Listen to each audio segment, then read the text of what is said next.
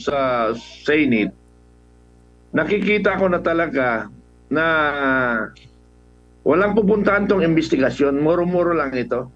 Dahil maganda na yung sinimulan ni Senador Marcolita. Ngayon, nakikita ko yung investigasyon ni Senador Marcolita. Natutumbok na kung sino dapat tumbukin.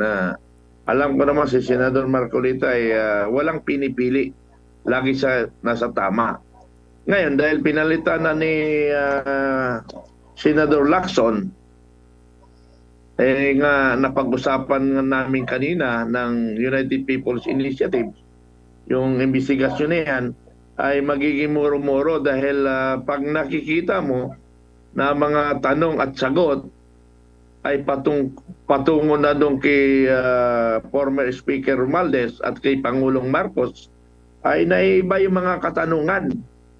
So meaning, madawit ng lahat, huwag lang madawit si Romualdez, yung magpinsan. Yung magpinsan, yung Speaker at saka yung Pangulo. So doon yan, ang ibig ko sabihin, wala talagang mangyayari dyan. Matapos na lang yan, ang investigasyon, ang kawawa na naman dyan, yung maliliit.